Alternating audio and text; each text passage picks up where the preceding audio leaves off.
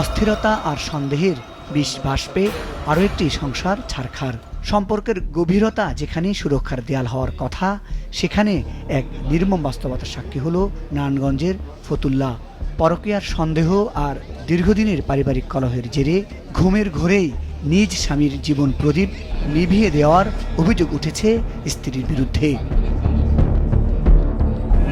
অভিযোগ উঠেছে দিলপাড়া এলাকার বাসিন্দা জাহাঙ্গীর আলমকে চেতনানাশক খাইয়ে ধারালো অস্ত্রের আঘাতে গলা কেটে চিরতর স্তব্ধ করে দিয়েছে তারই স্ত্রী। খবর পেয়ে পুলিশ ঘটনাস্থল থেকে মরদেহ উদ্ধার করেছে এবং রক্তমাখা অস্ত্রসহ অভিযুক্ত স্ত্রী ফারজানা আক্তার মুন্নিকে আইনের আওতায় এনেছে।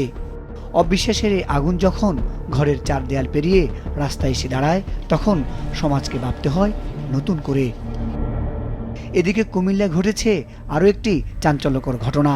প্রেমের সুবাস যখন প্রতারণার চোরাবালিতে হারিয়ে যায়, তখন পরিণতি কতটা ভয়াবহ হতে পারে তারই এক রক্তাক্ত অধ্যায় রচিত হলো জেলার 14 গ্রামে। সঠিক প্যাড আর সঠিক তথ্য দিয়ে এসব সামলে নিব এক হয়ে। Monalisa sanitary napkin. বিয়ের প্রতিশ্রুতি আর সম্পর্কে টানাপোড়েনে নিজের প্রেমিকের বুকেই ছুরিকাঘাত করে হত্যা করার অভিযোগ উঠেছে এক প্রেমিকের বিরুদ্ধে। নিহত তরুণ সৈয়দ আবদুল্লাহ সিয়াম ও প্রেমিকা নাইমা জাহানের মধ্যকার দীর্ঘদিনের সম্পর্ক রূপ নিয়েছিল এক জটিল ট্র্যাজেডিতে। এক পশলা কথা কাটাকাটি আর ক্ষোভের আগুনে মুহূর্তেই ছাই হয়ে গেল একটি তাজা প্রাণ। ঘটনার পরপরই পুলিশ জিজ্ঞাসাবাদের জন্য প্রেমিকা নাইমা এবং নিহত সিয়ামের বন্ধু আরিয়ানকে আটক করেছে।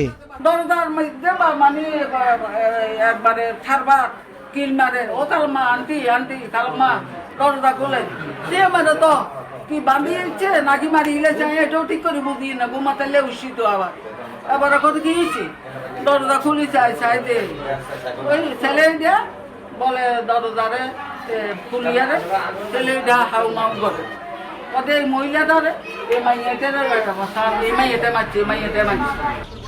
লিপসা টানা পড়েন, নৈতিক অবক্ষয় আর পরকীয়ার এই কালো ছায়া গ্রাস করছে আমাদের চেনা সামাজিক কাঠামোকে। এই দুটি নির্মম হত্যাকাণ্ড কেবল দুটি প্রাণের অবসান নয়, বরং আমাদের সামাজিক মূল্যবোধের এক চরম অধঃপতনের জ্বলন্ত উদাহরণ। মুজাহিদ সাকিব, মাছরাঙ্গা নিউজ ডেস্ক।